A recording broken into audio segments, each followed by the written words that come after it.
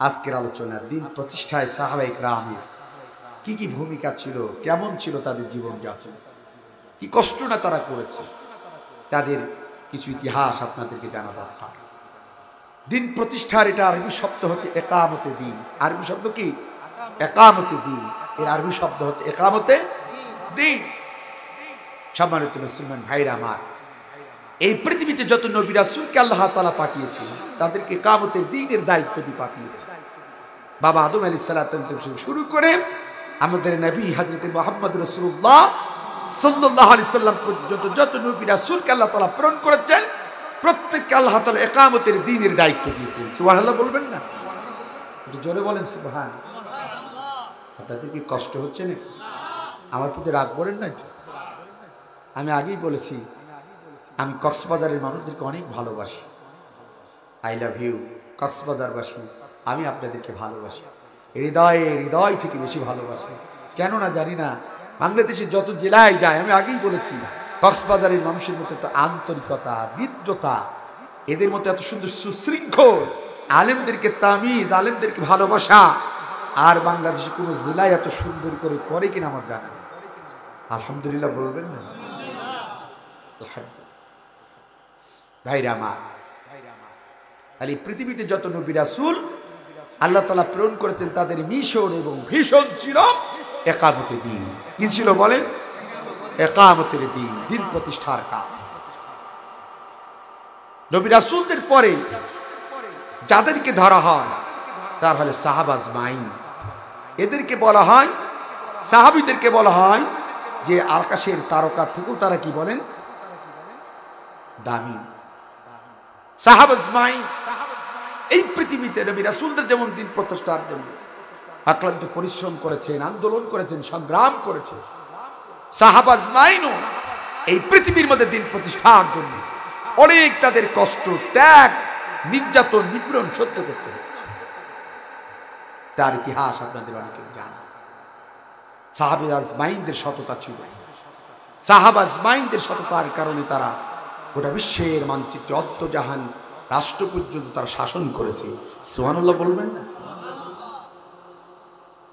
মুসলমান ভাইরা আমার, এই দিন প্রতিষ্ঠার কথা আল্লাহ পাক রব্বুল আলামিন কোরআনুল কারীমের মধ্যে বলেছেন, ওয়াল্লাযী আরসালা রাসূলাহু বিল হুদা ওয়া দীনিল হক লিইয়ুযহিরাহু আলাদ দীনি কুল্লিহি ওয়ালাউ কারিহাল মুশরিকুন। আল্লাহু আকবার বলেন। এই পৃথিবীতে আল্লাহ রাব্বুল আলামিন নবী রাসূলদেরকে প্রেরণ করেছিলেন। আমাদের নবী আখির জামানার পয়গম্বর, যেহেতু তিনি আমাদের মডেল, তিনি আমাদের নেতা, যার অনুকরণ করব, যার অনুসরণের মধ্যেই আমাদের মুক্তি। তিনার নাম কি? মুহাম্মদ সাল্লাল্লাহু আলাইহি ওয়াসাল্লাম। কোরআনুল কারীমের মধ্যে আল্লাহ তাআলা বললেন, এই পৃথিবীর মধ্যে আমি মুহাম্মদ রাসূলুল্লাহ সাল্লাল্লাহু আলাইহি সাল্লামকে পাঠিয়েছি একামতের দ্বীনের জন্য। মানুষের যত তন্ত্র এবং মন্ত্র আছে সব তন্ত্র মন্ত্র পাল্টাই দিয়ে আল্লাহর জমিনে আল্লাহর দ্বীন কায়েমের জন্য, একামতের দ্বীনের জন্য আমি আল্লাহ তাআলা দুনিয়ার মধ্যে নবী মুহাম্মদ সাল্লাল্লাহু আলাইহি সাল্লামকে প্রেরণ করেছি। সুবহানাল্লাহ বলেন। মানুষের তৈরি করা যত তন্ত্র এবং মন্ত্র মধ্যে একামত দ্বীন প্রতিষ্ঠার জন্য নবী রাসূলদেরকে প্রেরণ করেছি। এখন বলেন, একামতের দ্বীন প্রতিষ্ঠা করতে হলে মানব রচিত মতবাদ মানা যাবে? কথা বলেন না কেন? মানা যাবে? এখন আমাদের পৃথিবীতে অ্যারিস্টটলের মতাদর্শে শান্তি খুঁজি, লেনিনের আদর্শে শান্তি খুঁজি, কার্ল মার্ক্সের মতাদর্শে শান্তি খুঁজি, প্লেটোর আদর্শ শান্তি খুঁজি, কারোর বাবার আদর্শে শান্তি খুঁজি, কারো চাষার আদর্শে শান্তি খুঁজি, কারো স্বামীর আদর্শে শান্তি খুঁজি, কোনো মানুষের তৈরি করা আইনের মধ্যে শান্তি খুঁজি, কোনো চেতনার মধ্যে শান্তি খুঁজি। কথা বলে ঠিক কে? কিন্তু কক্সবাজার জেলার চকরিয়া থানার ভাইয়েরা, এই পৃথিবীতে Aristotle, Plato, Karl Marx, Stalin, কারোর বাবা, চাচা, কারোর স্বামী, কোন মানুষের তৈরি করা আইন, কোন চেতনার মধ্যে কিয়ামত পর্যন্ত কোনদিন শান্তি পাওয়া যাবে?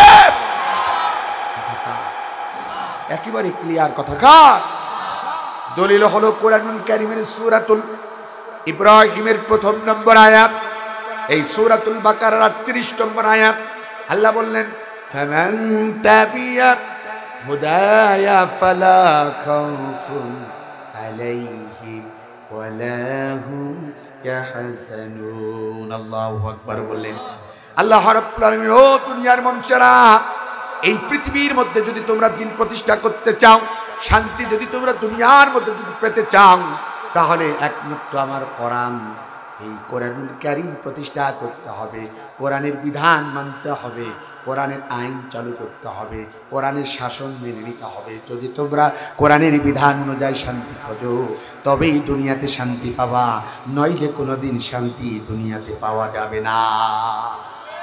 কথা কা ক্লিয়ার কথা। অথচ আমাদের দেশে এখন আমাদেরকে এই আদর্শ বাস্তবায়ন যারা করতে চায় তাদেরকে ধর্ম ব্যবসায়ী বলে গালি দেয়। আছে না নাই? আছে না নাই? খবরদার, দুটি পায়ে হাত থেকে বলে গেলাম, আপনি আমাদের ভাই, আলেমরা আপনাদের শত্রু নাই। যেহেতু আমরা এই পৃথিবীতে নবী রাসূল আর কোনো দিন আসবে না। যেই নবী বিদায় হজের সময় দরদ মাকে কণ্ঠনি বলেছিলেন, ইয়া আইয়ুহাল হাজিরুন, ও উপস্থিত তৌহিদি জনতা, আনা খাতামান নাবিয়িন, আমি তোমাদের শেষ নবী, লা নবিয়্যা বাদি, আমার পরের দুনিয়াতে কোনো নবী রাসূল আর আইবে না। কিন্তু ইন্নাল উলামা ওয়ারাসাতুল আম্বিয়া, আমি নবীর ইন্তেকালের পরে পৃথিবীর মধ্যে যারা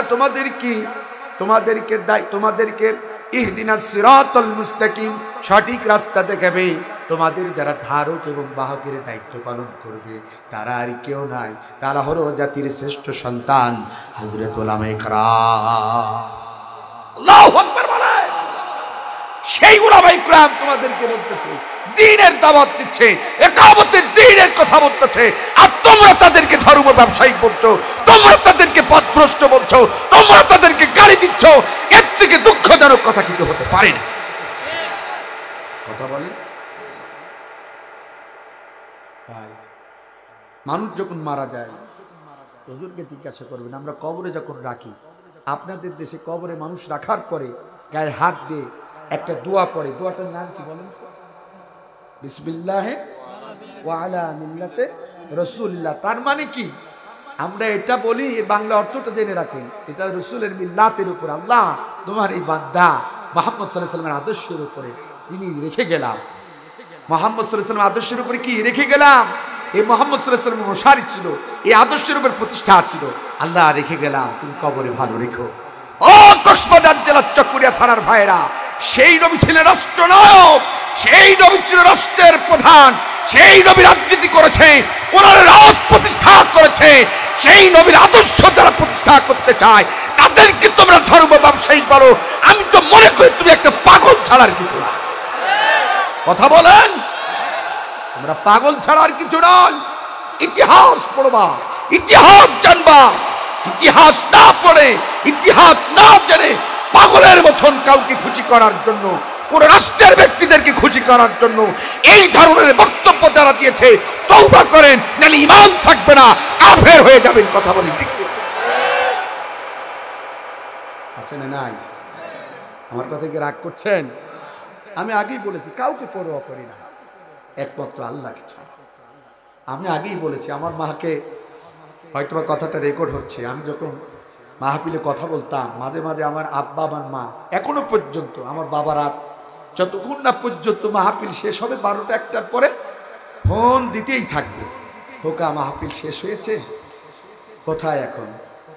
যখন দুর্দিন ছিল, মাঝে মাঝে অনেক মাহফিলে আক্রমণের শিকার হয়েছে, যেমন ঠাকুরগাতে, কথাটা রেকর্ড হচ্ছে, ঠাকুরগাবাসী হয়তো বা ইউটিউবে গেলে তারা শুনবে, ঠাকুরগার একটা মাহফিল আমাকে প্রকাশ্যে গুলি করতে চেয়েছিল, একদম আমাকে মেশিন গান তাক করেছে, আমাকে গুলি করবে।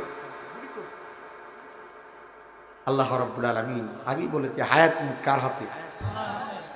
ইসলামী ছাত্র শিবিরের ছেলেরা একদম ঢাল হয়ে বললেন, আমাদের মেহমান, ইনি আমাদের মুসাফির, ইনি আমাদের ভাই, রক্তের কোনো সম্পর্ক নেই। বুক পেতে দিলেন এবং আস্তে করে আমাকে সাইড করে বললেন, বুকের তাজা রক্ত যদি দিতে হয় আগে আমাদেরকে গুলি করেন, এরপরে আমাদের মেহমানকে গুলি করবেন। আল্লাহ তাআলা সেদিন আমাকে বাঁচিয়ে দিয়েছে, আলহামদুলিল্লাহ। আমাকে আক্রমণ করতে চেয়েছিল, অনেক জেলায় আমাকে গুলি করতে চেয়েছে, আমার গাড়ি ভেঙে দিতে চেয়েছে। কেন সত্য কথা বলি? আচ্ছা বলেন, চুরি যদি কেউ করে, চোরের বিরুদ্ধে কি কোরআনের মধ্যে কথা নাই? চোরের বিরুদ্ধে নাই? একটু বলেন না কেন নাই? ধর্ষণ যদি কেউ করে, ধর্ষণকারীদের বিরুদ্ধে আল্লাহ কি কোরআন আয়াত নাযিল করে নাই? মানুষের সম্পদ জোর করে কেউ দখল যদি করে, দখলবাদের বিরুদ্ধে কোরআনের কোনো আয়াত নাই? জোরে বলেন, আয়াত নাই? অনাকারণে বিনা কারণে ভালো মানুষকে যদি কেউ হত্যা করে, হত্যাকারীদের বিচার সম্পর্কে আল্লাহ কোরআনের মধ্যে কোনো আয়াত নাযিল করে নাই? এই কথাগুলো যখন আমরা বলতাম, ওই এলাকায় যারা ধর্ষণকারী তাদের মাথা গরম হয়ে যেত। যারা সুদী কারবারি, সুদখোরদের বিরুদ্ধে কথা বললে তাদের মাথা গরম হয়ে যেত। যারা মানুষকে বিনা কারণে হত্যা করেছে, স্বৈরাচারদেরকে খুশি করার জন্য তাদের মাথা গরম হয়ে যেত। এই কথাগুলো বলার কারণে বাংলাদেশে শুধু আমি আব্দুল কাদের জিহাদি নাই, অসংখ্য আলেমদের উপর আক্রমণ হয়েছে। কাউকে মাইক্রোফোন কেড়ে নিয়েছে, কাউকে গালি দিয়েছে, কাউকে হত্যা করার হুমকি দিয়েছে, কারোর গাড়ি ভেঙে দিয়েছে, কারণ আমি মিথ্যা মামলা দিয়ে কারাগারের মধ্যে বন্দী করে রেখেছি। কথা বলেন ঠিক? বলেন তো, আল্লামা দেলোয়ার হোসেন সাঈদীর কোনো অপরাধ ছিল? একটু বলেন না কেন? আপনারা সাক্ষী, চট্টগ্রামের মানুষ। চট্টগ্রাম প্যারট ময়দানে কোরআনের কথা বলতেন, যিনি দীর্ঘ 50টি বছর কোরআনের দাওয়াত দিয়েছে, যার বক্তব্য শুনে হাজার হাজার বেধর্মী মুসলমান হয়েছে, যার বক্তব্য শুনে হাজারো তরুণ ইসলামের সুশীতল পতাকা তলে এসেছে, সেই মানুষটা শুধু কোরআনের পক্ষে থাকার কারণে, ইকামতের দ্বীনের কথা বলার কারণে, কোরআনের রাত প্রতিষ্ঠা করার কথা বলার কারণে তাকে 13টি বছর জেলখানার মধ্যে থাকতে হবে। তাতেও তারা খুশি নাই, পরবর্তীতে তাকে শাহাদাত বরণ করতে হয়েছে। কথা বলে ঠিক? আপনি তথ্য নেন, এরকম হাজারো আলেম যারা মসজিদের মিম্বার থেকে কথা বলেছে, কাউকে চাকরিচ্যুত করা হয়েছে, মসজিদ থেকে তাড়ি দেওয়া হয়েছে, ইমামতি নাই, আছে না নাই? কারণ মাদ্রাসায় ঢুকতে দেওয়া হয় নাই। তিল তিল করে প্রতিষ্ঠান গড়েছে, অনেক কর্মী প্রতিষ্ঠান, শুধু কোরআনের পক্ষে কথা বলেছে, আল্লামা মামুনুল হকের পক্ষে কথা বলেছে। এই অপরাধে তাদের চাকরি নাই। কথা বলেন ঠিক? কথা বলেন। কিন্তু তারা আজ কোথায়? তারা আজ কোথায়? পালাইছে। একটা জিনিস মনে রাখবেন, এখন তো শীতকাল, এরপরে আসবে গরমকাল, এরপরে আবার আসবে শীত, ঠিক না বেটি? এই দিন দিন নয়, আরো দিন আছে। আল্লাহ ছাড় দেয় কিন্তু ছেড়ে দেয় না। যে দল করেন না, দল করতে পারেন আপনি, কিন্তু আমি আপনাদের অনুরোধ করব, দুটি পায়ে হাত রেখে কখনো জুলুমবাজ হবেন না, মানুষের প্রতি জুলুম করবেন না। কোনো ব্যক্তি কোনো দলকে, কোনো নেতাকে খুশি করার জন্য কাউকে আঘাত করবেন না, আক্রমণ করবেন না, গালি দেবেন না, মাজলুমের কাতারে যাবেন না। যদি যান, সময়ের পরিবর্তন হলে তাদের সামনে মুখ দেখাতে পারবে না, আল্লাহর কাছেও আপনি অভিশপ্ত ব্যক্তি হিসেবে পরিচিতি লাভ করবেন। কথা বলেন ঠিক কিনা? এই জন্য সবসময় আমি বলি, আল্লাহ ছাড় দেয় কিন্তু ছেড়ে দেয় না। আপনি দল করেন, সমস্যা নেই, কিন্তু এইগুলো সামনে রেখে চলাচল করবেন, দেখবেন আল্লাহ তাআলা আপনার সম্মান এবং ইজ্জত আপনাকে বাড়িয়ে দেবে। সুবহানাল্লাহ বলবেন। আমার কথাই কি কষ্ট পাচ্ছেন? আমি আগেই বলেছি, আমি আপনাদেরকে ভালোবাসি। আলেম উলামা আপনাদের ডাক্তারের দায়িত্ব পালন করে, আপনারা বোঝেন না। ছোটবেলায় আপনারা দেখেছেন বা আমরাও দেখেছি, আমাদের যখন জ্বর হতো, আমাদের অসুস্থ থাকতাম, আমাদের মায়েরা আমাদের জোর করে ওষুধগুলো খাইয়ে দিত। আমরা অনেকেই খেতে চাইতাম না, ফেলে দিতাম, হাত দিয়ে এমন করতাম, পা দিয়ে এমন করতাম, রাগ দেখাতাম, জিদ করতাম, খাবো না। আমরা মনে করতাম আমাদের মা, আমাদের অভিভাবকেরা আমাদের প্রতি জুলুম করছে, কিন্তু না না না, আমার মা, আমাদের অভিভাবকরা জানতো আমার কলিজার টুকরা সন্তান যদি ওষুধটুকু খায়, খেতে পারলে আমার ছেলে সুস্থ হবে, তাড়াতাড়ি ভালো হয়ে যাবে, আমার কুকে খেলবে, আমার কুকে হাসবে। আমার মা আমাদের জন্য এটা চাইতো। কথা বলেন ঠিক কিনা? ও কক্সবাজার জেলা চকরিয়া থানার ভাইয়েরা, এই দেশের আমির আপনাদের শত্রু নাই। আমরা চাই আমার ভাইরা আমাদের সাথে জান্নাতে যাক। আমরা চাই না আমার কোনো ভাই জাহান্নামের মধ্যে পড়ুক, আমার কোনো ভাই জাহান্নামের মধ্যে চলে যাক, আমার কোনো ভাই আল্লাহর আযাবে গ্রেফতার হয়ে যাক, আমার একজন ভাই জরুবের কাতারে তার নামটা লেখা, এটা আমরা চাই না। আমরা চাই আমরা মুসলমান সকলেই একসাথে যেন আল্লাহর জান্নাতে থাকতে পারি। কথা বলেন ঠিক কিনা? অনেকেই বোঝে না, অনেকেই বোঝে না। মনে করে হুজুর আমাদের বিরোধিতা করছে, হুজুর আমাদেরকে গালি দিচ্ছে, হুজুরদের আমাদের বিপক্ষে কথা বলছে। ভাই গো, একটু ঠান্ডা মাথায় রাতের বেলা চিন্তা করে দেখবা, আমি নাই বাংলাদেশের যত আলেম যেই কথাগুলো বলে এগুলো কোরআন হাদিসের আলোকে আছে কিনা। যদি কোরআন হাদিসের আলোকে হয়, তুমি জীবনটাকে পরিবর্তন করো, তাদের কথাগুলো মেনে নাও, তুমি দুনিয়াতে শান্তি, পরকালে নাজাত পেয়ে যাবা। বলেন ঠিক কি? কষ্ট হচ্ছে আপনাদের? রাগ করেছেন? হ্যাঁ, মুসলমান ভাইরা আমার, তাহলে নবী রাসূলদেরকে আল্লাহ তাআলা পাঠিয়েছেন দ্বীনের কাজ করার জন্য, কিয়ামতের দিনের। নবী রাসূলদের ইন্তেকালের পরে সাহাবা আজমাইন এই দ্বীনের ঝান্ডা নিয়ে দায়িত্ব পালন করেছে, কিন্তু তাদেরকেও মানুষ সুখে থাকতে দেয় নাই, থাকতে দিয়েছে। যারাই কালেমা পড়েছে, যারাই সত্যের উপর অবিচল থেকেছে, তাদের উপরে নির্যাতন নিপীড়নের স্টিমুলার চলেছে, ঠিক না বেঠিক? আপনাদেরকে জানতে চাই, এরপরও সাহাবা আজমাইন আল্লাহর নবীকে ওয়াদা দিয়েছিলেন এবং আল্লাহ পাক রব্বুল আলামিনকে ওয়াদা দিয়েছিলেন, রব্বুল আলামিন আমাদের জীবন থাকা পর্যন্ত যারা প্রকৃতপক্ষে ঈমানদার, তারা আল্লাহর পথ থেকে তারা পিছু পাও হবে না। বলেন দেখুন সুবহানাল্লাহ। কাফেরেরা যখন নবীজির সন্তান মারা যায়, আপনারা জানেন নবীজির মেয়ে ছিল কয়টি? করে বলেন কয়টি? 4টি মেয়ে ছিলেন, আর নবীজির ছেলে দেওয়া হয়েছে 3টা। তাফসীরের মধ্যে পাওয়া গেছে 3টি। একজনের নাম ছিল কাসেম, একজনের নাম ছিল ইব্রাহিম, আর একজনের নাম ছিল আব্দুল্লাহ বা আবু তাহের। 3জন সন্তান দুনিয়ার থেকে ছোট্টবেলা থেকে আল্লাহ তুলে নিয়েছে শৈশবে। 4জন মেয়ে সন্তানকে আল্লাহ জীবিত রেখেছিল, কিন্তু আল্লাহর নবীর এই শৈশবে সন্তানগুলো মারা যাওয়ার পরে কাফেরেরা তৎকালীন যুগে নবীজিকে নির্বংশহীন বলে গালি দিত, আল্লাহর নবীকে ঠাট্টা করত, উপহাস করত। কিন্তু আল্লাহ পাক রব্বুল আলামিন সূরাতুল কাউসারের 1 নম্বর আয়াতের মধ্যে আল্লাহ তাআলা বললেন, ইন্না আতাইনাকাল কাউসার। এটা বাহ্যিক দৃষ্টিতে আমরা একটা আয়াতের তরজমা জানি, কিন্তু আয়াতের তাফসীরের মধ্যে অর্থ এসেছে 3টি। জোরে বলেন কয়টি? 1 নাম্বার, ওগো নবীজি আমি আপনাকে আমি কাউসার নামক বরকতপূর্ণ পানি দান করেছি। 2 নম্বর, ওগো নবীজি আমি আপনাকে অগণিত নিয়ামত দান করেছি। 3 নম্বর, ওগো নবীজি যারা বলেছে আপনার 3জন সন্তান মারা গেছে। 4র্থ নম্বর, আপনার ইন্তেকালের পরে দুনিয়ার মধ্যে কেউ কালেমার দাওয়াত কোরআনের বাণী প্রচার করতে পারবে না, এই ধরনের লোক খুঁজে পাওয়া যাবে না। আমি আল্লাহ তাআলা আপনাকে ওয়াদা দিলাম, এমন কিছু নবী আমি আপনার ইন্তেকালের পরেই আপনার এমন কোন রুহানি সন্তান আমি দান করব। সাহাবা আজমাইন এরা হচ্ছে রুহানি সন্তান, আমরাও রুহানি সন্তান, আপনাকে দান করব যাদের জীবন দেবে, শাহাদাত বরণ করবে, তবে দিন প্রতিষ্ঠার আন্দোলন থেকে তারা পিছু পাওয়া হবে না। সুবহানাল্লাহ বলেন। তার জ্বলন্ত প্রমাণ আমি আপনাদেরকে দিতে যাই। দেখেন সাহাবীদের দিন প্রতিষ্ঠার আন্দোলনে তাদের কি ভূমিকা ছিল। হযরত ওমর ফারুক রাদিয়াল্লাহু তাআলার জামানায় রোমের প্রেসিডেন্ট ছিলেন বাদশা কাইসার। কি নাম বললাম? বাদশা কাইসার। এ বেটা ছিল খ্রিস্টান। সারা জীবন শুনেছে মুসলমান যারা এরা বাতিলের কাছে মাথা নত করে না, রাসূলের যারা সাহাবী এরা মানুষের কাছে মাথা নত করে না, সারা জীবন শুনেছে। তাই রোমের প্রেসিডেন্টের একটু স্বপ্ন জেগেছে, একটু মুসলমানদের ঈমান পরীক্ষা করা। কি করা?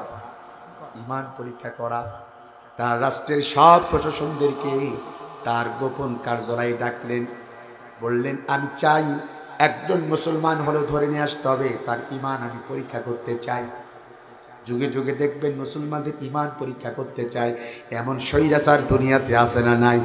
কথা বলেন না কেন? আছে না নাই?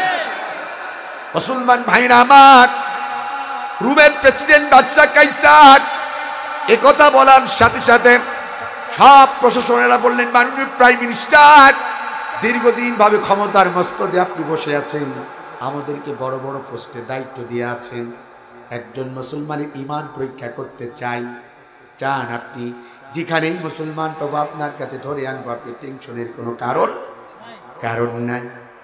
এই ঘটনাটা কানে পৌঁছালেন নবীর সাহাবী হযরত ওমর ফারুক রাদিয়াল্লাহু তাআলার কানে।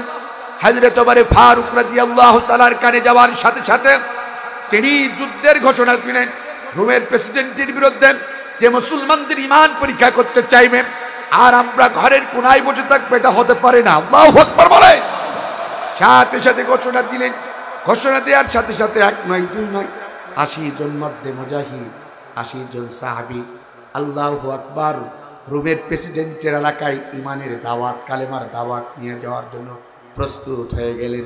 হযরত ওমর ৮০ জনের মধ্যে একজন, যেহেতু মুসলমানদের দল শূন্য হয়, কোনো নেতৃত্ব দেয় না, মুসলমানদের কোনো কর্মসূচি বাস্তবায়ন করতে লাগে একটা আমির সিলেক্ট করতে হয়। কি করতে হয়? আমির ছাড়া মুসলমানদের কোনো কাজ সাকসেসফুল হতে পারে না। এই জন্য আল্লাহ তাআলা কুরআনুল কারীমের মধ্যে বলেছেন উলিল আম, তোমরা আমিরের আনুগত্য করবা। এই দেখবেন পৃথিবীর মধ্যে ইসলামী আন্দোলনের কর্মীরা আমিরের বাইরে কোনো কাজ করে না। কথা বলে ঠিক না ঠিক? একটা ওয়ার্ড থেকে শুরু করে, ইউনিয়ন থেকে শুরু করে, থানা থেকে শুরু করে, জেলা থেকে শুরু করে কেন্দ্র পর্যন্ত তারা উলিল আম, আমিরের আনুগত্য করে। আর এই আমিরের আনুগত্য করা আমার আল্লাহ কুরআনুল কারীমের মধ্যে ফরজ করে দিয়েছে যে উলিল আম, ও মুসলমানেরা তোমরা আমিরের আনুগত্য করবা।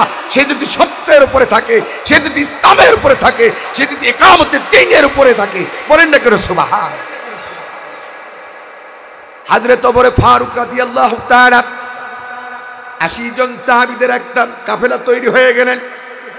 রোমের প্রেসিডেন্ট তার এলাকায় যে কালেমার দাওয়াত দেবে, সাহাবীরা প্রস্তুত, নবীর সাহাবীরা, কিন্তু তাদের মধ্যে একজন দলপতি হওয়া দরকার। কাকে দলপতি বানানো যায়? নাম ঘোষণা আসলেন নবীর একজন প্রিয় সাহাবী, নাম ছিল আব্দুল্লাহ ইবনে হুযাফা রাদিয়াল্লাহু তাআলা। আল্লাহর নবীর একজন প্রিয় সাহাবী ছিলেন, তিনি নাম হচ্ছে আব্দুল্লাহ ইবনে হুযাফা রাদিয়াল্লাহু তাআলা। হযরত ওমর ডাক দিয়ে বললেন, হুযাফা তুমি কি এখানে আছো? হাত তুললেন, আব্দুল্লাহ ইবনে হুযাফা হাত তুললেন, কালেমা খচিত পতাকাটা হাতে নিয়ে বললেন, এটা তোমার হাতে আমি দিলাম। আল্লাহু আকবার। নিয়ম হলো মুসলমানদের দলপতি যিনি হয় তার হাতে থেকে কালেমার ঝান্ডা, আল্লাহু আকবার বলেন। হযরত আব্দুল্লাহ ইবনে হুযাফা বিশ্বনবীর সাহাবী, কালেমা খচিত পতাকা হাতে দেওয়া হলো, হাতে দিয়ে বলা হলো, এই নাও আব্দুল্লাহ ইবনে হুযাফা, তুমি ৮০ জন সাহাবীদের সেনাপতির দায়িত্ব পালন করবা। রোমের রাষ্ট্রের এলাকায় মুসলমানদের ঈমান পরীক্ষা করতে চাই। আমি তোমাদের জন্য দোয়া করে দিলাম, এখন রাষ্ট্রের মধ্যে কালেমার ঝান্ডা নিয়ে যাও। কোনো বাতিলের চক্ষু রাঙানো দেখে মুসলমান ভয় পেয়ে কালেমার দাওয়াত দেওয়া থেকে পিছু হতে ঢুকে গেলেন সীমান্তবর্তী রোমের রাষ্ট্রের মধ্যে। রোমের রাষ্ট্রের মধ্যে যেই না প্রবেশ করলেন, প্রবেশ করার সাথে সাথে আমার দিকে তাকান, প্রবেশ করার সাথে সাথে রোমের প্রেসিডেন্টের প্রশাসনের লোকের হাতে অ্যারেস্ট হয়ে গেলেন ৮০ জন সাহাবী সহ মুসলমানদের দলপতি আব্দুল্লাহ ইবনে হুযাফা। করুণ ইতিহাস আপনারা পড়বেন। এই আব্দুল্লাহ ইবনে হুযাফার জীবনী পড়ে যখন পড়েছি, চোখের কোনায় পানি রাখা যায় না। দেখবেন স্বৈরাচার যারা হয় এরা দেখবেন মুসলমানদের সাথে ভালো ব্যবহার করে না, ঠিক কিনা বলেন? ইমানদারদের সাথে ভালো ব্যবহার করে না, একামতের দ্বীনের কর্মীদের সাথে ভালো ব্যবহার করে না, যার নজির যুগ যুগ থেকে আমরা পেয়ে আসছি। কথা বলেন ঠিক কিনা? নমরুদ যেমন, নমরুদ যেমন হযরত ইব্রাহিম আলাইহিস সালামের কওমের লোকদের প্রতি ভালো আচরণ করে নাই, ইব্রাহিম আলাইহিস সালামের সাথে ভালো আচরণ করে নাই। ফেরাউন যেমন মুসার কওমের লোকদের সাথে মুসার সাথে ভালো আচরণ করে নাই।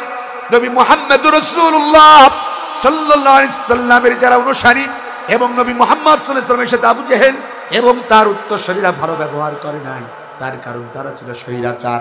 স্বৈরাচার যারা হয় এরা কিন্তু ভালো ব্যবহার কখনো মুসলমানদের সাথে করে, চোরে বলেন করে। রোমের প্রেসিডেন্ট বাদশা কাইসার সৈন্যবাহিনীর হাতে ৮০ জন গ্রেপ্তার হয়ে যায়।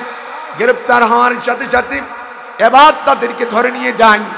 ইতিহাস পড়ে দেখবেন এদের জীবনযাপন করতেছিলাম, চোখের কোনায় পানি টাস টাস টাস টাস করতেছিল। ধরার সাথে সাথে তাদের 2 হাতে 2টা বেড়ি, গলায় বেড়ি, 2 পায়ে 2টা ডান্ডা বেড়ি। ইতিহাস পড়ে দেখবেন অতীতে মুসলমানদেরকে ডান্ডা বেড়ি পরানো হয়েছিল। সেই ডান্ডা বেড়ির ইতিহাস আজও অনেক রাষ্ট্রের মধ্যে স্বৈরাচারদের মধ্যে আছে না না? কথা বলেন, আছে না নয়? অসংখ্য রাষ্ট্রের মধ্যে মুসলমানদেরকে ডান্ডা বেড়ি পরানো হয়েছে, এই ইতিহাস আমরা জানি। কথা বলেন ঠিক না বটে? নবীর সাহাবীরা দিন প্রতিষ্ঠার জন্য কত কষ্ট করেছে, আমার দিকে তাকান। আব্দুল্লাহ ইবনে হুযাফা ৮০ জন সাহাবীদেরকে ধরে নিয়ে জেলখানার মধ্যে ঢুকাই দিলেন। কোথায়? জেলখানার মধ্যে ঢুকাই দিলেন। তাহলে বোঝা গেল দিন প্রসার করতে গেলে জেলও খাটা লাগে। কতক্ষণ ঠিক কিনা? তার কারণ দিন প্রচার করতে গেলে জেল খাটা লাগে। এই জেল খাটা হলো নবীদের সুন্নাত। কথা বলেন ঠিক না বেঠিক? আমরা চুরি করে জেলে গেলে ভিন্ন কথা, ডাকাতি করে জেলে গেলে ভিন্ন কথা, ধর্ষণ করে জেলে গেলে ভিন্ন কথা। আর ইসলামী আন্দোলন দিন বিজয়ের জন্য একামতের দিনের কাজ করতে গিয়ে যদি জেলে যাই, এর সম্মান আর ইজ্জত আল্লাহর কাছে মর্যাদা আছে না না? কথা বলেন। আমার ভাইরা, আমার করুণ ইতিহাস আমার দিকে তাকান। এবার আব্দুল্লাহ ইবনে হুযাফা সহ ৮০ জন সাহাবী জেলখানার মধ্যে বন্দী। রোমের প্রেসিডেন্ট বাদশা কাইসার সব তার রাষ্ট্রের বুদ্ধিজীবীদের ডাকলেন। ডাকার পরে বললেন, এই মুসলমানদের ঈমান আমি পরীক্ষা করতে চাই, কেমনে করে তাদেরকে আমার খ্রিস্টান ধর্ম বানানো যায় বুদ্ধি দাও। সব মন্ত্রীরা বুদ্ধি দিলেন। মুসলমান জাত এরা হলো অর্থলোভী, নারী লোভী। নাউজুবিল্লাহ বলবেন না? আসলে কি আপনারা অর্থলোভী এবং নারী লোভী? আসলে কি তাই? কথা বলেন।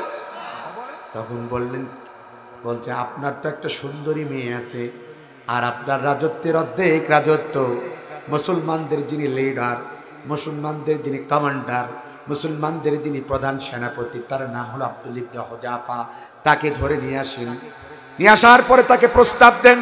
দেখবেন লিডার যদি কবুল করে, লিডারকে যদি কাবু করা যায়, বাকি সাথীদেরকেও কাবু করা আমাদের জন্য কি হবে? সহজ হবে। ধরে নিয়ে আসা হলো। জেলখানার মধ্যে থেকে মুসলমানদের দলপতি আব্দুল্লাহ ইবনে হুযাফা, বিশ্বনবীর প্রিয় সাহাবীকে ধরে নিয়ে আসার পরে রোমের প্রেসিডেন্ট বাদশা কাইসার দাঁড়িয়ে থেকে নিজেই প্রস্তাব দিচ্ছে, তুমি কি মুসলমানদের লিডার? তুমি কি মুসলমানদের প্রধান সেনাপতি? বলছেন হ্যাঁ। তোমার নাম কি?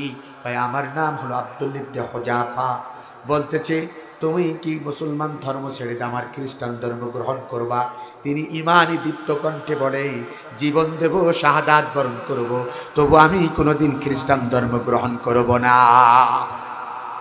সাথে সাথে তার পক্ষ থেকে প্রস্তাবনা দেওয়া হলো, হ্যাঁ মুসলমানদের দলপতি, আমার একটা সুন্দরী মেয়ে আছে, তোমার সাথে তাকে বিবাহ দিতে চাই। আমার রাজত্বের অর্ধেক রাজত্ব তোমার নামে লিখে দিতে চাই। এর বিনিময়ে তুমি যে ইসলাম ধর্ম গ্রহণ করেছো, নবীর পথ অবলম্বন করেছো, একামতের দ্বীনের পথ ছেড়ে আমার খ্রিস্টান ধর্ম গ্রহণ করতে হবে। যদি মেনে নাও, আমি তোমাকে এবং তোমার সাথীদেরকে এখনই ছেড়ে দেব। সাথে সাথে রোমের প্রেসিডেন্টের সামনে দায়িত্বহীন কণ্ঠে নবীর সাহাবী হযরত আব্দুল্লাহ ইবনে হুযাফা দাঁড়িয়ে দেয়, ও রোমের প্রেসিডেন্ট বাদশা কাইসার, আপনার রাজত্ব কেন আর আপনার মেয়ে কেন? গোটা বিশ্বের সব সুন্দরী রমণীর সাথে যদি আমি আব্দুল্লাহ ইবনে হুযাফার সাথে বিবাহ দেওয়া হয়, আর আপনার রাজত্ব কেন? গোটা বিশ্বের সব রাজত্ব যদি আমি আব্দুল্লাহ ইবনে হুযাফা নবীর সাহাবীর নামে লিখে দেওয়া হয়, আমি নবীর সাহাবী আব্দুল্লাহ ইবনে হুযাফা সব কিছু বিসর্জন দিয়ে আমি আপনার এই অর্থ, আপনার সম্পদ গ্রহণ করব না, আপনার মেয়েকে বিবাহ করব না, আপনার গোটা বিশ্বের রাজত্ব আমি গ্রহণ করব না। আমি নবীর সাহাবী, আমি যে ইসলাম ধর্ম গ্রহণ করেছি, দিন গ্রহণ করেছি, যেই কালেমার স্বাদ পেয়েছি, যেই একামতের দ্বীনের উপরে ইস্তেকামত আছে, এই একামতের দ্বীন এবং ইসলাম ছেড়ে তোমার খ্রিস্টান ধর্ম জীবনেও আমি গ্রহণ করব না। আল্লাহু আকবার বলে, নারে তাকবীর, নারে তাকবীর, নারে তাকবীর। রোমের প্রেসিডেন্ট অবাক হয়ে গেল, এ কেমন নবীর সাহাবী, এ কেমন নবীর বিশ্বস্ত সাহাবী, এ কেমন মুসলমান যে আমার রাজত্বের অর্ধেক রাজত্ব লিখে দিতে চায়, আমার সুন্দরী মেয়ের সাথে তার বিবাহ দিতে চায়, এরপরও দিন ছেড়ে দিতে চায় না, ইসলামের উপরে ইস্তেকামত থাকতে চায়, এ কেমন মুসলমান? আল্লাহু আকবার। ব্যর্থতার গেলেন এরকম অপার, কিন্তু এদেশের ইসলামী আন্দোলনের অনেক আমাদের নেতাদেরকে দেওয়া হয়েছিল, শুধু বলেছিল শুধু আমাদের পক্ষে কথা বলেন, বেশি বাড়াবাড়ি করবেন না। ওই বিদেশিদের প্রেসক্রিপশন দাদাবাবুদের দেশ থেকে যা আছে আমরা যেমন মেনে নিয়েছি, তোমরাও মেনে নাও, তোমাদেরকে মুক্ত করে দেওয়া হবে, প্রয়োজন হলে কিছু চেয়ার দেওয়া হবে, তোমাদেরকে মন্ত্রিত্ব দেওয়া হবে। একামতের দ্বীনের ঝান্ডাধারীরা বলেছিল প্রয়োজন হলে ফাঁসির কাষ্টে ঝুলবো, শাহাদাতের প্রার্পণ করবো, তবু ইসলামের সাথে গাদ্দারি করে ওরা স্বৈরাচারের সাথে আঘাত করতে পারবো না। আল্লাহু আকবার।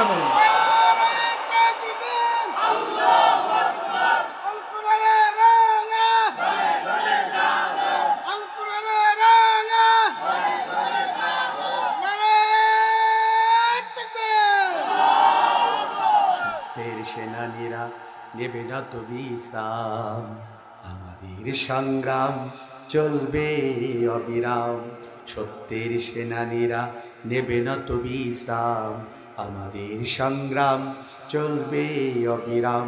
এই স্লোগানে মুখরিত হোক জনপদ, এই স্লোগানে মুখরিত হোক জনপদ, অন্তরে দীপ্ত শপথ, অন্তরে দীপ্ত শপথ, সত্যের সেনানীরা নেবে না তো বিশ্রাম, আমাদের সংগ্রাম চলবে অবিরাম, আমাদের সংগ্রাম চলবে অবিরাম। আল্লাহু আকবার। আমাদের সংগ্রাম চলবে মৃত্যুর আগ পর্যন্ত। মুসলমানেরা যারা কিয়ামতের দিনের উপরে অবিচল অটল আছে, এদেরকে কোনো সম্পদ দিয়ে, এদেরকে পদের লোভ থেকে, এদেরকে কোনো চারের লোভ থেকে, ইসলাম থেকে বাতিলের সাথে কোনোদিন আঘাত করাতে পারবে না। কথা বলেন ঠিক কিনা? পারে নাই। আমাদের নেতাদেরকে অপার দেওয়া হয়েছে, এনারা বলেছেন ফাঁসির রশিতে ঝুলবো, তবু কোনো আঘাত করতে আমরা পারবো না। আল্লাহু আকবার বলবেন। রোমের প্রেসিডেন্ট বাদশা কাইসারের মাথা খারাপ।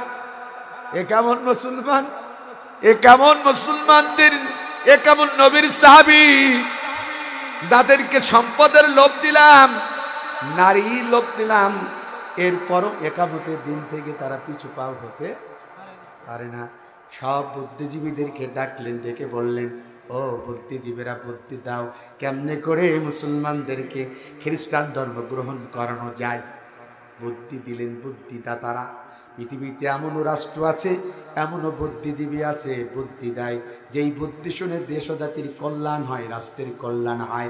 আর এমনও রাষ্ট্র আছে, এমনও বুদ্ধিজীবী আছে, যাদের বুদ্ধি দেওয়ার কারণে দেশের 12টা বেজে যায়, জনগণেরও 12টা বেজে যায়। কথা বলেন ঠিক কি না? আমি বলি ওরা তো বুদ্ধিজীবী নাই, ওরা হলো বৌদ্ধজীবী, ওরা হলো দেশের শত্রু, ওরা হলো রাষ্ট্রের কীট। কথা বলেন ঠিক কি না? আছে না নাই? এমন বুদ্ধিজীবী আমাদের দেশে ছিল কিনা? সব পালাইছে। কোথায় পালাইছে? এখন আর বুদ্ধিজীবীদের খুঁজে পাওয়া যায় না। রাত 12টায় টক শো, যতই টেলিভিশন কাটায় খালি ওই ভাঙা ঢোল। দেশ সুন্দর আছে, রাষ্ট্র সুন্দর চলছে, উন্নয়নের গণজোয়ার, মেট্রো রেল, এরপরে পদ্মা সেতু, অমুক তমক বহুত কিছু করেছে। এত কিছু করবা, তা পালাবা কেন? তোমাদের তো দেশে থাকার কথা। তোমরা তো ভালো উন্নয়ন করেছো, তা উন্নয়ন যারা করে, রাষ্ট্রের মানুষ তো তাদের মহাব্বত করে, ভালোবাসে, পালালে কেন? তার মানে উন্নয়ন হচ্ছে 10 টাকা, চুরি করেছে 100 টাকা। কথা বলে ঠিক কিনা? এই চুরি করার কারণে জাতির সামনে মুখ দেখাতে পারো না, যার জন্য রাতারাতি পালাতে বাধ্য হয়েছো। কথা বলে ঠিক যাবে ঠিক। আলেমদের সাথে আবার বেশি বাড়াবাড়ি করার কারণে একজন আলেমদের সাথে, এখন অনেকে আলেমের সাথে নতুন করে, একদল তো আলেমের সাথে শয়তানি করে, আলেমদের সাথে গাদ্দারি করার কারণে হেলিকপ্টার নিয়ে পালাতে হয়েছে। আর এখন অনেকে আবার নতুন করে আলেমদের সাথে লাগতে চাইতে। লেগো না, আলেমদের সাথে বেশি বাড়াবাড়ি করলে লুঙ্গি পরার টাইম পাবা না। ওরা তো হেলিকপ্টার পাইছে, তোমাদের লুঙ্গি পরার সময় দেবে। কথা বলেন, সাবধান হয়ে যান, মুখে লাগাম দিয়ে কথা বলবেন। আলেম নবীর উত্তরসূরি, নাইবে রাসূল, এদের সাথে বিরোধিতা করবেন না, এদের সেই ষড়যন্ত্র করবেন না, এদের পেছনে রাখবেন না। যদি লাগেন, হেলিকপ্টার নিতে সুযোগ পাইছে, লুঙ্গি পরার টাইম পাবে। তোমাদেরকেও দিল্লি মামু বাড়ি পাঠাই দাও। কোরআনের পাখি আল্লামা দেলাজান সাইদির একটা বক্তব্য খুব মনে পড়ে যায়। তিনি বলতেন, বেশি বাড়াবাড়ি করবা না, এমন একটা নাড়া দেব, কোথায় কি পড়বা? হাই, কথা বলেন না কেন? কোথায়? তাদের দেশে কোথায় জায়গা হয়েছে? পৃথিবীর কোন রাষ্ট্রে জায়গা হয় নাই, একমাত্র সেই কোরআনের পাখির কথা অনুযায়ী মামু বাড়ি জায়গা হয়েছে। কতক্ষণ ঠিক যাবে ঠিক? এবং তিনি বলতেন, বেশি বাড়াবাড়ি করবা না, এমন একটা সময় আসবে ইঁদুরের গর্তের মধ্যে পালানোর জায়গা পাবা। কথা বলেন ঠিক যাবে ঠিক? ইঁদুরের গর্তের মধ্যে 300 জনকে এখন একটাও খুঁজে পাওয়া যায় না। অথচ বহু উন্নয়নের গান আমাদের শুনেছি, ধূমপানের গান আমরা শুনেছি। তারা কোথায়? সব পালাইছে, জুলুমের শিকার। এটা এদিকে তাকান, দল যেটা করেন, সাদাকে সাদা বলবে, কালোকে কালো বলবে, সাদাকে সাদা, কালোকে কালো যারা বলবে না নবীজির ভাষায়, সেটা মুসলমান নয়, সেটা মুনাফিক। এই মুনাফিক বাংলাদেশে ভরে গিয়েছিল। কেউ বলিষ্ঠ ভাষায় প্রতিবাদ করে নাই। শুধু জি হুজুর গদি টিকানোর জন্য, ক্ষমতা টিকিয়ে রাখার জন্য, পদ টিকিয়ে রাখার জন্য একটাও কথা বলে নাই, যার কারণে চোরের মতো অসংখ্য ব্যক্তিদেরকে পালাতে বাধ্য হতে হয়েছে। যদি আপনারা ঘুরে দাঁড়াতেন, ওই কবির কবি অনুযায়ী আমরা যদি না জাগি মা, কেমনে সকাল হবে, তোমার ছেলে উঠলে মাগো রাত পাহাবে তবে। যদি আবু সাইদ শহীদ মুগ্ধর মতন যদি আপনারা জাগতেন, প্রতিবাদ করতেন, একক পক্ষে বাংলাদেশে এত জুলুম, এত নির্যাতন, এত মানুষের রক্ত, এত মানুষের গুম, এত মানুষের হত্যা হতো না। কথা বলেন ঠিক? কথা বলেন না, যার কারণে এখন এলাকায় থাকতে পারেন না। ওই যে বললাম, সাদাকে সাদা, কালোকে কালো বলেন না। আর যারা সাদাকে সাদা, কালোকে কালো বলতে পারে না, নবীজির ভাষায় তারা হলো মুনাফিক। এ কথা বললে আবার অনেকে উঠে চলেও যাবে। দেখবেন মুনাফিক যারা আছে থাকবে না, ওদের চেহারার দিকটি তাকালেই বোঝা যাবে। দেখেন কোনটা ওঠে আর থাকে। বসেন। আমার নাম আব্দুল কাদের জিহাদি, লোক চিনি আমি। 1 ঘন্টা মধ্যে প্রায় শেষের দিকে চলে এসছে। আমার বই ছিল সাহাবাজ মাইন, তাদের জীবনী দেখেন কি সংগ্রামী জীবন। সাহাজমাইন দিন প্রতিষ্ঠায় সাহাবা একরামদের কি তাদের ভূমিকা ছিল দেখেন। তাদের এই মুসলিম, তাদের পথ কি ফুল বিছানো ছিল না, তাদের জন্য ফুলের মালা মিষ্টি নিকে বসেছিল না। ইতিহাস পড়ে দেখবেন, সাহাবাজমাইনদের উপর যত নির্যাতন, তার এক শিখে আপনার হয় না। বহু সাহাবীদেরকে উত্তপ্ত বালির মধ্যে শোয়াই দেওয়া হয়েছে।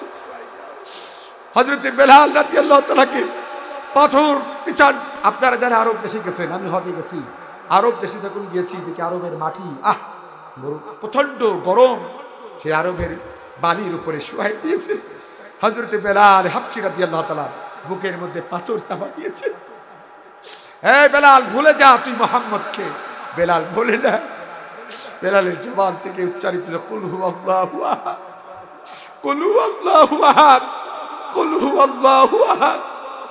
বেলাল বলেছিল, আল্লাহ আল্লাহ, আমি আর কারো কাছে মাথা নত করবো না।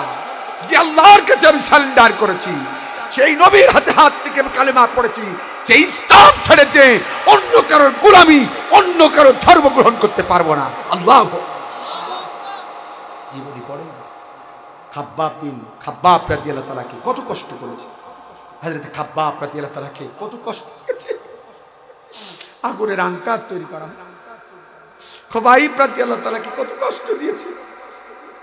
মা সুমাইয়া রাদিয়াল্লাহু তাআলাকে লজ্জাস্থানে বর্ষা নিক্ষেপ করে তাকে হত্যা করা হয়েছে। ছেলে ইয়াসির, আরো কত সাহাবীদের জীবনী যখন পড়ি চোখে পানি রাখা যায় না। কত কষ্ট করেছে তারা দিনের জন্য, দিন প্রতিষ্ঠার জন্য। আমরা তো কিছু করি নাই, সেই তুলনায় কিছুই হয় নাই আমাদের। মুসলমান ভাইরা আমার, ওয়াজ মনে আছে, সব বুদ্ধিজীবীদের ডেকেছেন। ডাকার পরে রোমের প্রেসিডেন্ট বাদশা কাইসার বললেন, বুদ্ধি দাও, নবীর সাহাবীদের কেমনি করে খ্রিস্টান ধর্ম গ্রহণ করানো যায়। সব সাহাবীরা বুদ্ধি, সব ব্যক্তিরা বুদ্ধিজীবীরা বুদ্ধি দিলেন। মাননীয় প্রাইম মিনিস্টার, এই নবীর সাহাবীদেরকে খ্রিস্টান বানানোর একটা কৌশল আছে। বলে কি? বলে আপনি একটা তেল ম্যানেজ করেন। কি ম্যানেজ করেন? একটা ডেক ম্যানেজ করেন, কড়াই ম্যানেজ করেন, জল্লাদ ম্যানেজ করেন।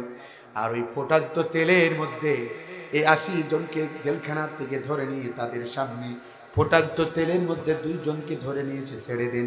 দেখবেন এই 2 জনের মৃত্যুর যন্ত্রণা দেখে বাকি এগুলো কালেমা ছেড়ে আপনার খ্রিস্টান ধর্ম গ্রহণ করবে। মুসলমান ভাইরা আমার, কি করুন ইতিহাস দেখেন। রোমের প্রেসিডেন্ট বাদশা কাইসার বুদ্ধিজীবীদের কথা অনুযায়ী তেল ম্যানেজ করলেন, কড়াই ম্যানেজ করলেন, জল্লাদ ম্যানেজ করলেন। তেলগুলো কড়ার মধ্যে ঢেলে দিলেন।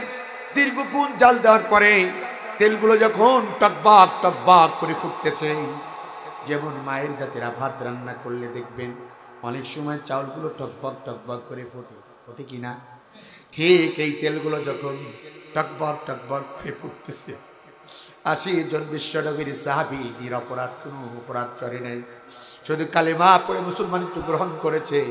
কালেমার দাওয়াত দেওয়ার অপরাধে তাদেরকে ডান্ডা বেড়ি পরিয়ে, হাত কড়া গড়িয়েছে, গলায় বেড়ি পরিয়েছে, মাথায় বেড়ি পরিয়েছে, চোখের পানি ছেড়ে দিয়ে দিনের পর দিন, রাতের পর রাত জেলখানার মধ্যে চোখের পানি ছেড়ে দিয়ে কাঁদিয়ার বলে, আল্লাহ আমরা যখন বেদরমি ছিলাম, আমরা কত মানুষ হত্যা করেছি, কি অপরাধে আমাদের হাত করা পড়াই নাই।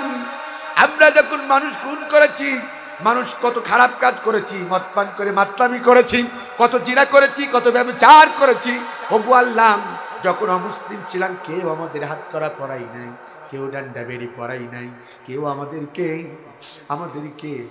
আমাদেরকে গলায় বেড়ি পড়াই নাই। আজ কালেমা পড়ে তোমার নবীর হাতে হাত থেকে কালেমা পড়ে মুসলমানিত্ব গ্রহণ করেছি। একামতের দিনের দাওয়াতি কাজ করতে গিয়ে আজ আমাদের এই ডান্ডা বেড়ি পড়াইছে, আজ আমাদের হাত করা পড়াইছে।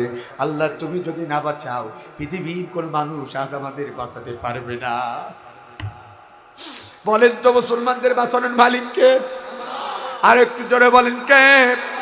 আমারই জীবন আমায় মরণ আমার বন্দেগি, ইয়া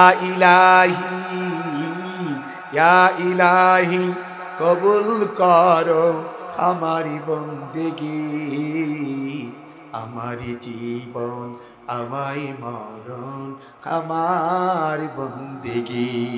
আল্লাহু আকবার। জল্লাদ কড়াই যখন টকবক করে তেলগুলো ফুটতেছে, জল্লাদ তখন ট্রেগের পাশে দাঁড়ানো রোমের প্রেসিডেন্ট বাদশা কাইসার সিংহাসন থেকে আদেশ করছে, এই মুসলমানদেরকে ধরে নিয়ে আসা হোক।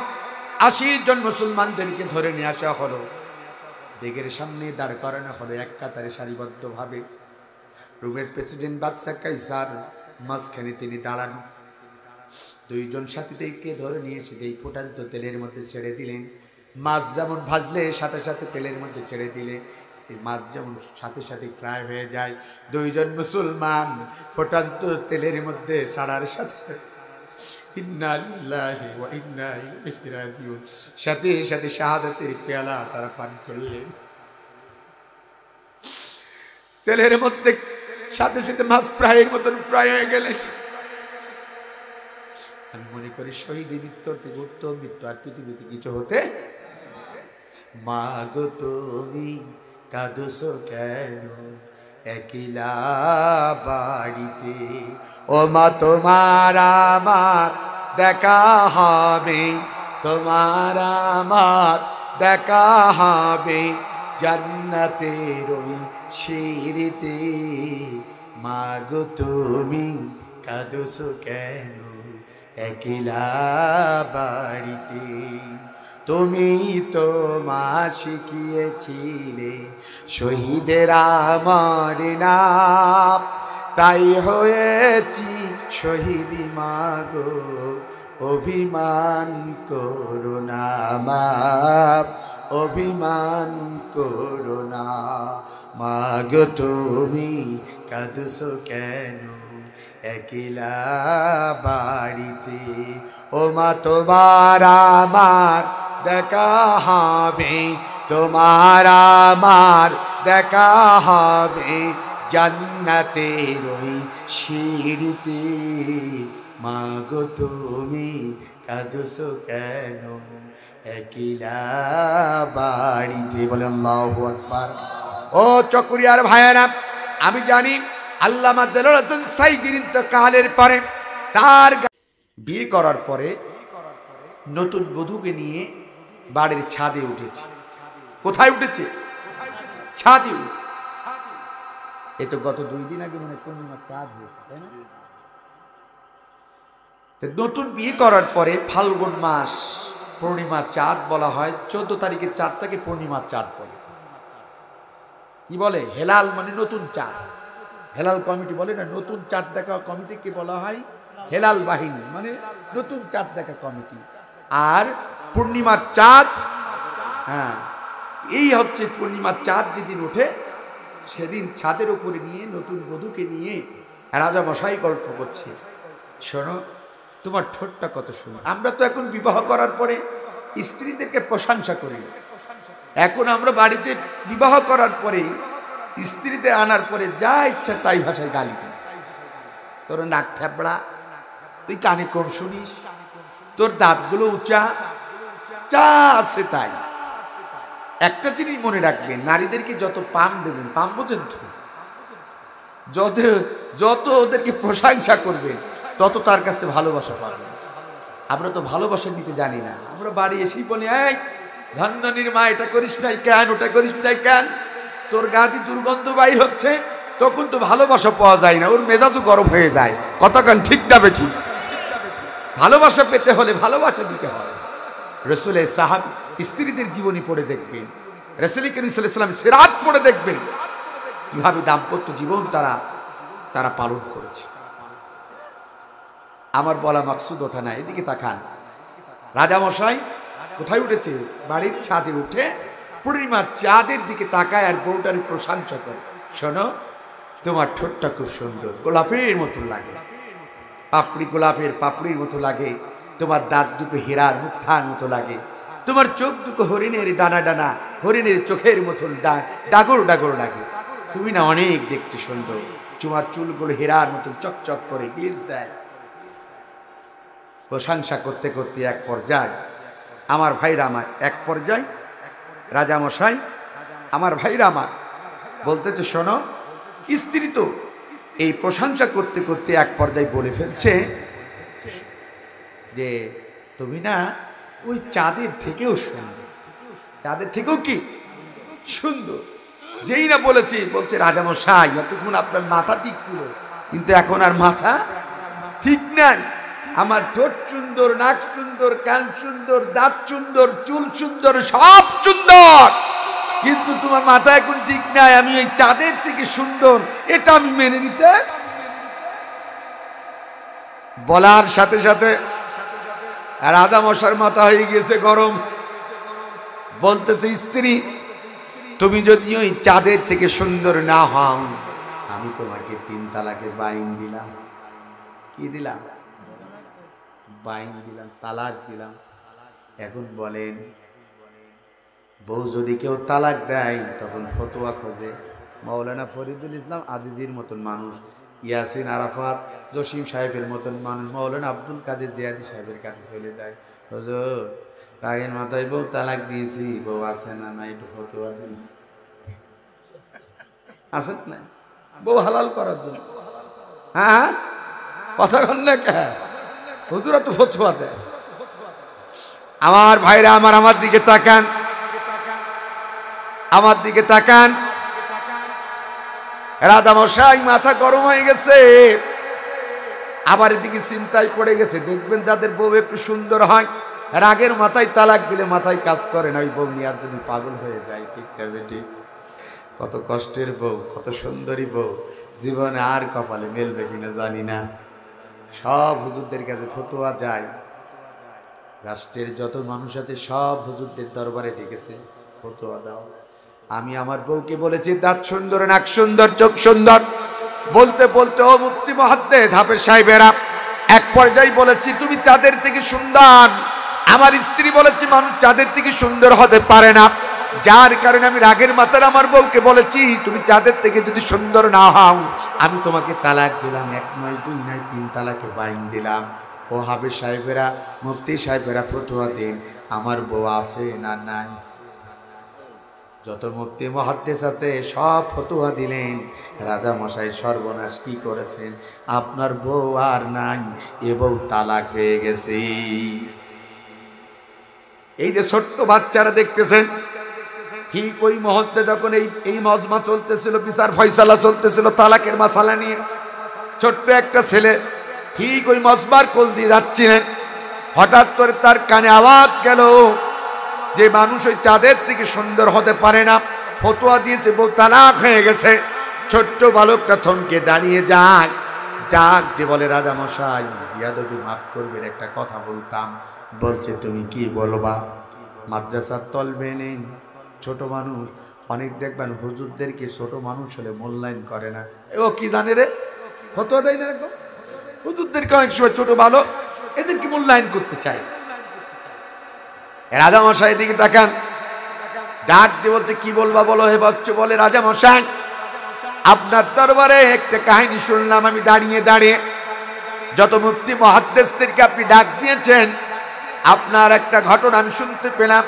14 তারিখে পূর্ণিমার চাঁদ, আর আপনার স্ত্রী নিয়ে বাড়ির ছাদের উপরে ছিলেন, বলেছিলেন স্ত্রী তোমার নাক সুন্দর, চোখ সুন্দর, বলতে বলতে আপনি বলেছেন তুমি চাঁদের থেকে যদি সুন্দর না হও আমি তোমাকে তালাক দিয়ে দেব। তাই এই মাসালা নেওয়ার জন্য রাষ্ট্রের সব মুফতি মুহাদ্দিসদেরকে আপনি দাওয়াত করেছেন, কিন্তু সব মুফতি মুহাদ্দিস বলেছে আপনার বউ আর বউ নাই, সেটা তালাক হয়ে গেছে। বেয়াদবি মাফ করবেন, আমাকে যদি একটা সুযোগ দিতেন আমি এই ফতোয়াটা আপনাকে একটু দিয়ে দিতাম। আল্লাহু আকবার। রাজা সাহেব বলতেছে বলো তুমি কি বলতে চাও। ছোট মানুষ, বড় বড় মুফতি মুহাদ্দিসরা চোখ বড় বড় করে তাকায় যে আমরা এত বড় বড় ডিগ্রিধারী হুজুর, আমরা বড় বড় হাফেজ, এত কিতাবের সনদ আমাদের রয়েছে, আমরা ফতোয়া দিলাম বউ তালাক হয়ে গেছে, আর এই ছোট্ট মানুষে বলে বউ আছে কি নাই তার ফতোয়া দেবে। বড় বড় চোখ এরকম ডাগা ডাগা করে তাকায়। কিছু মৌলবি এরকম আছে না নাই, ছোট হুজুরদের দাম দিতে চাই না, কথা কান আছে না নাই। আমার ভাইরা আমার দিকে তাকান, এদিকে তাকান। বলছে রাধা মশাই এই ফতোয়াটা দেব আজকে নাই, আগামীকাল ফজরের নামাজের সময়। আল্লাহু আকবার বলেন। আগামীকাল ফজরের নামাজের সময় এই রাষ্ট্রের যত হাফেজ আছে, মুফতি আছে, কারি আছেন, আর রাষ্ট্রের যত মানুষ আছে সবাইকে আপনি ফজরের নামাজে তাদেরকে দাওয়াত দেবেন। আর ওই ফজরের নামাজের পরে আমি আপনার ওই সময় ফতোয়াটা জবাব দেব। রাজা সাহেব হাত ঢোল পিটিয়ে রাষ্ট্রের সব মানুষদেরকে এলান করে দিলেন, শাহী এলান, আগামীকাল ফজরের নামাজ আমার মসজিদে তোমরা আদায় করবা। সব মুফতি মুহাদ্দিসেরা সকাল সকাল গিয়ে হাজির, সামনের কাতার বোলাক, কেউ আর মুফতি হাফেজ কারি বাকি নাই। ছোট মানুষ ফতোয়া দেবে দেখার জন্য আগে আগে গেছে। নামাজের আর 1 মিনিট বাকি আছে, কিন্তু সেই ছেলেটারে কেউ খুঁজে পায় না। বড় বড় হাফেজ এবং মুফতি মুহাদ্দিসরা পেছনের দিকে তাকায়, কয় খোঁজ নাই। ওরা মনে মনে ভালো চিন্তা করে হয়তো বা সে ভয় পেয়েছে আর আইবে না। কিন্তু ঠিক নামাজের যে সময় হয়ে গেছে, ছোট্ট ছেলেটি হাজির, সালাম দিলেন পেছন দিক থেকে, আসসালামু আলাইকুম ওয়া রাহমাতুল্লাহ। সালাম দেওয়ার পর আস্তে আস্তে আস্তে আস্তে করে তিনি যেই জায়গায় ইমাম সাহেব নামাজ পড়ায় তার সামনে চলে গেলেন। ডাক দিয়ে বললেন রাজা মশাই আজকে এই ফতোয়া যদি জানতে চান আমাকে মসজিদের আজকে ফজরের নামাজের ইমামতির অনুমতি দিতে হবে। আল্লাহু আকবার। বড় বড় মুফতি সাহেবের এমনি রেগে আছে, আবার ইমামতি করবে ছোট মানুষ। আল্লাহু আকবার বলবেন না। অনুমতি দেয়া হলো, ইকামত দেয়া হলো, এবার নামাজ শুরু হয়ে গেল। আল্লাহু আকবার বলে হাত বাঁধলেন। হাত বাঁধার সাথে সাথে ছোট্ট বালকটি সূরা ফাতিহা তেলাওয়াত করলেন। ফাতিহা তেলাওয়াত করার পরে ছেলেটি তেলাওয়াত করলেন ওয়াত্তিন ওয়াসাইতুন ওয়া তুরি সিনিনা ওয়া হাদাল বালাদিল আমিন লাকাদ খালাকনাল কবরা ফি আহসানি তাকবীম। বলার সাথে সাথে পেছন দিক থেকে হাফেজে কোরআন কারি মুফতি মুহাদ্দিসেরা লুকমা দেয়, লাকাদ খালাকনাল ইনসানা ফি আহসানি তাকবীম। এরপর ছোট্ট বালকটি লুকমা গ্রহণ করে না, আবার তিনি তেলাওয়াত করে লাকাদ খালাকনাল কমারা ফি আহসানি তাকবীম। 1 নয় 2 নয় 3 বার হাফেজে কোরআন মুফতি মুহাদ্দিস কারি সাহেবরা পেছন দিক থেকে বারবার লুকমা দিচ্ছেন। 3 বারের বার ছোট্ট বালকটি নামাজের ইমামতি ছেড়ে দেয়। এরপরে ডাক দিয়ে বলে ও হাফেজে কোরআন মুফতি মুহাদ্দিসেরা, আমি তো তোমাদের কথা অনুযায়ী তো আজকে তেলাওয়াত করেছি।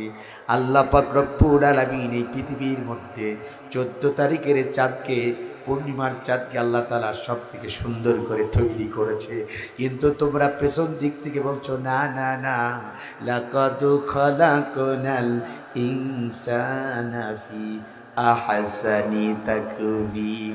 আল্লাহ রাব্বুল আলামিন এই পৃথিবীর মধ্যে যত কিছু আছে 14 তারিখের চাঁদের থেকেও মানুষকে আল্লাহ তাআলা সব থেকে সুন্দর করে তৈরি করেছে। সুবহানাল্লাহ বলবেন না? আরেকটু জোরে বলেন সুবহানাল্লাহ, আল্লাহু আকবার। এখন বলেন তো, কোরআনের ভাষায় এই ছেলেটি জবাব দিতে চেয়েছে। এখন বলেন, তিনি বললেন লাকাদ খালাকনাল কমারা, কমারা মানে 14 তারিখের চাঁদ, পূর্ণিমার চাঁদ। তিনি এই কথা আরবিতে বললেন, কিন্তু পেছন দিক থেকে সবাই ফতোয়া দেয় না, লাকাদ খালাকনাল ইনসানা ফি আহসানি তাকবীর। আল্লাহ মানুষকে সব থেকে সুন্দর করে আকৃতিতে পৃথিবীর মধ্যে সৃষ্টি করেছে। বলার সাথে সাথে এরপরে তারা বারবার লুকমা দিচ্ছে। তিনি এটা বললেন, এরপরে বলেন এখন ফতোয়া দেন তো কোরআনের ভাষা অনুযায়ী যেটা আছে কোরআনে। এখন এই ব্যক্তি, এই রাজা মশাইয়ের রানী সাহেব বৈধ আছে না অবৈধ আছে? কথা কান, তার বউ আছে না নাই? হালাল আছে না অবৈধ আছে? ওই ছেলেটাকে জানতে চান কিনা? জানতে চান? আবু হানিফা খুদ ইমামে বাসফা, আসরাফে আম্বিয়ায়ে মুস্তাফা। আবু হানিফা খুদ ইমামে বাসফা, আসরাফে আম্বিয়ায়ে মুস্তাফা। তিনি আর কেউ নাই, তিনি হলেন ইমামে আজম, আমাদের ইমাম, ইমামে আবু হানিফা রাহমাতুল্লাহি আলাইহি। তিনি ছোট্টবেলা থেকে এত প্রজ্ঞা, এত জ্ঞানী, এত তীক্ষ্ণ জ্ঞানের অধিকারী ছিলেন। তিনি সুন্দর করে সমাধান করে দিলেন। তিনি আর কেউ নাই, তিনি হলেন ইমামে আজম, ইমামে আবু হানিফা রাহমাতুল্লাহি আলাইহি। আল্লাহু আকবার বলে। সেই মানুষকে আল্লাহ তাআলা পৃথিবীর মধ্যে শ্রেষ্ঠ করে তৈরি করেছেন। সেই মানুষ আল্লাহ বলেন, দুনিয়ার মানুষেরা তোমরা এমনি আমার কাছে দামি, আর আমার কোরআনের সাথে যদি তোমাদের সম্পর্ক তৈরি করতে পারো, তোমরা পৃথিবীর মধ্যে শ্রেষ্ঠ জাতি হিসেবে আমার কাছে পরিচিতি লাভ করবা। সুবহানাল্লাহ বলে। কিন্তু আমরা কোরআনের সাথে সম্পর্ক না, আমাদের সম্পর্ক কাদের সাথে? আস্তিক নাস্তিক, নাস্তিক। মুসলমানদের নেতা হবে যে নামাজি, যে দিনদার, যে সৎ উপদেশ দেয়, যে মানুষের হক মেরে খায় না, মানুষের সম্পদ ফাঁকি দেয় না, অবৈধভাবে ইনকাম করার বুদ্ধি দেয় না, হারাম উপার্জনের দ্বারা কথা বলে না, তাদের হবে বন্ধু, তাদের সাথে হবে সম্পর্ক। কিন্তু আজ এই মানুষ তারা বন্ধু বানায় যারা লুটতরা, যারা ধর্ষণকারী, যারা চাঁদাবাজ, যারা টেন্ডারবাজ, যারা অস্ত্র কারবারি, যারা দেশের সম্পদ লুণ্ঠন করে, যারা আলেমদেরকে হত্যা করে, জাতির শ্রেষ্ঠ সন্তানদেরকে কষ্ট দেয়, মিথ্যা মামলা দেয়, অবৈধভাবে হাত ঘাট দখল করে, তাদের সাথে বন্ধুত্ব তৈরি করে। কথা বলে ঠিক কিনা? যার কারণে তো তাদের সম্মান দিন দিন মানুষের কমছে না বাড়ছে। বলেন না কেন আমাদের সম্মান বাড়ছে না কমছে? আমাদের পরিচয় এখন বালহুয়া আদাল, আমাদের চতুষ্পদ জন্তুর থেকে আমরা নিকৃষ্ট হয়ে গেছি। একটাই কারণ, আল্লাহর কোরআন ছেড়ে আজ আমরা দুশ্চরিত্রহীন মানুষের সাথে বন্ধুত্ব করেছি। আমাদের পরিচয় ছিল লাকাদ খালাকনাল ইনসান, সব থেকে উত্তম চরিত্র দিয়ে আল্লাহ আমাদেরকে বানিয়েছে, শ্রেষ্ঠ জাতি বানিয়েছে। কিন্তু আজ আমাদের চরিত্র দেখে আল্লাহ তাআলা আমাদেরকে বাধ্য হলেন বলে তোমরা বালহুয়া আদাল, তোমরা চতুষ্পদ জন্তুর থেকেও নিকৃষ্ট। আপনারা কি নিকৃষ্ট থাকতে চান না উৎকৃষ্ট থাকতে চান? কারা কারা চান দুই হাত তুলে একটু আল্লাহকে দেখান। নারায়ে তাকবীর। আল কোরআনের আলো সংসদে চালো, নারায়ে তাকবীর। আল্লাহ কবুল করুক বলেন আমিন। আসুন এবার আপনাদের নিয়ে আলোচনা করব।